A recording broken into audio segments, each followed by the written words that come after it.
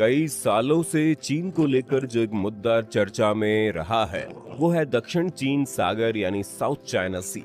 समुद्र के इस इलाके पर चीन अपना दावा करता है।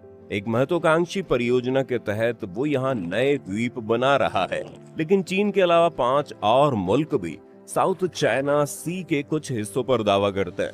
वही अमेरिका यहाँ तक कि नेटो भी इस इलाके में चीन की हरकतों को लेकर कई बार चिंता जाहिर कर चुका है। जानकारों का मानना है कि साउथ चाइना सी का विवाद महज कुछ देशों का झगड़ा नहीं बल्कि विश्व मानचित्र पे आ रहे बदलाव की ओर इशारा है और आने वाले वक्त में बड़े संघर्ष का कारण बन सकता है। लेकिन साउथ चाइना सी चीन के लिए इतना अहम क्यों है और ऐसी क्या वजह है कि चीन हर हाल में इस इलाके को अपने कब्जे में चाहता है? आइए जानते हैं। सबसे पहले ये समझते हैं कि इस इलाके में है क्या क्या। दरअसल ये इलाका हिंद महासागर और प्रशांत महासागर के बीच है और चीन, Taiwan, Vietnam, Malaysia, Indonesia, Brunei और फिलीपींस से घिरा है। और इंडोनेशिया के अलावा अन्य सभी देश इसके किसी न किसी हिस्से को अपना कहते हैं। साउथ चाइना सी में करीब 250 छोटे बड़े द्वीप हैं और द्वीप भी ऐसे जहां इंसानों की कोई पहुंच नहीं है। इनमें से कुछ तो कई महीने पानी में डूबे हुए रहते हैं और कुछ तो अब पूरी तरह डूब भी चुके हैं। अब आप सोच रहे होंगे इतने सारे देशों का हिस्सा होने के बाद चीन इसे अपना हिस्सा क्यों बताता है? आपको बता दें, चीन दावा करता है करीब 2000 साल पहले चीनी नाविकों और मछुआरों ने इस इलाके को सबसे पहले ढूंढा था, इसे नाम दिया था और यहाँ काम शुरू किया था। लेकिन यहाँ गौर करने वाली बात यह है कि दूसरे विश्व युद्ध के दौरान 1939 से लेकर 1945 तक साउथ चाइना सी के पूरे इलाके पर जापान का कब्जा था।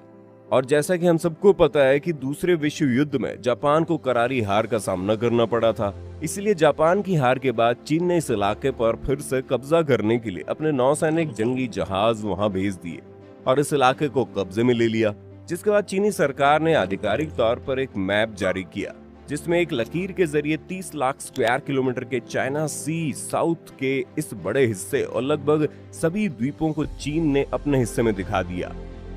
अब ये बात उस समय किसी और देश को उतनी बुरी नहीं लगी क्योंकि किसी भी देश के लिए ये इलाका इतना इम्पोर्टेंट नहीं था।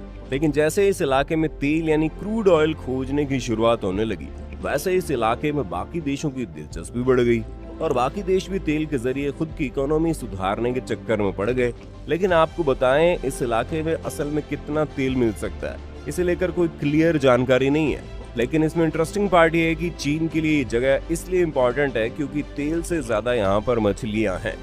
जी हाँ, साउथ चाइना सी के इस इलाके में 30,000 तरह की मछलियाँ पाई जाती है। वैरायटी तो ठीक है, लेकिन उसके साथ ही साथ इनकी क्वांटिटी भी काफी ज्यादा है। और मछली उत्पादन के मामले में ये जगह इतनी इम्पोर्टेंट है कि पूरी दुनिया का लगभग 15% मछली का प्रोडक्शन इसी इलाके से किया जाता है। अब कोई जगह अगर इस तरह के समुद्री संसाधनों से भरी हुई होगी तो उसमें बाकी देशों के भी हिस्से होंगे, तो जाहिर सी बात है बाकी देश भी इन रिसोर्सेज पर अपना दावा ठोकेंगे।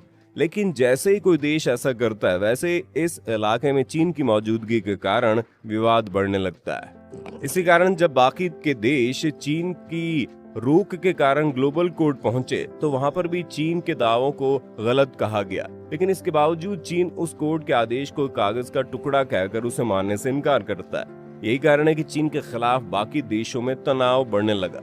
इस विवाद को लेकर कुछ रिपोर्ट्स और भी बातें कहती है, जिसे आप अगर ध्यान से समझे तो ऐसा नहीं है कि साउथ चाइना सी को लेकर देशों के बीच तनाव केवल मछली पकड़ने के अधिकार या दूसरे रिसोर्सेज को लेकर रहा है, बल्कि उसके साथ साउथ चाइना सी दुनिया के सबसे बिजी ट्रेडिंग सी रूट्स में से भी एक है।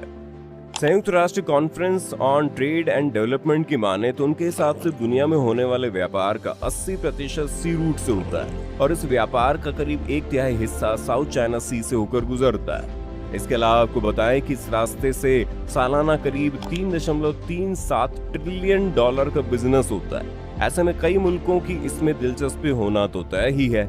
इसलिए चीन इस इलाके पर अपने दावे के साथ ही इस पूरे बिजनेस पर कंट्रोल करता है और यही उसका दूसरा बड़ा लालच है।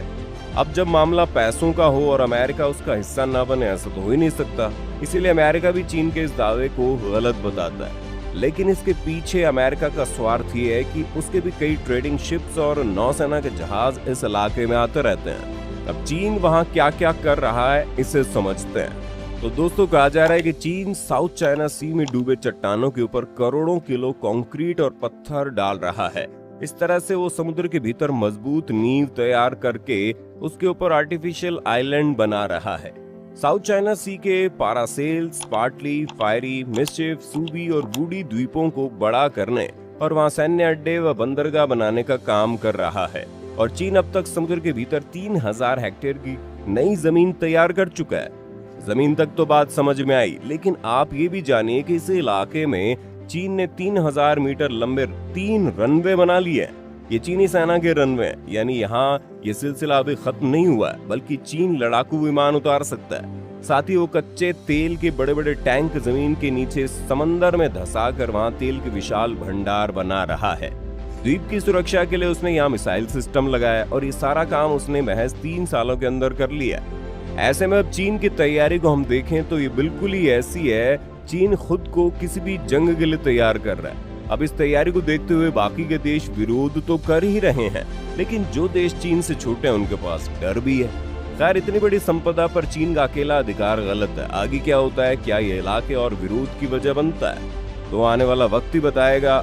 आपकी इस मामले में क्या राय है, आप हमें कमेंट में बता सकते हैं। अगर आज की वीडियो पसंद आई तो इसे लाइक करके अपने दोस्तों और रिश्तेदारों में शेयर कर देना। अगर आप ये वीडियो YouTube पर देख रहे हैं तो चैनल को सब्सक्राइब करके बेल आइकन दबा दें।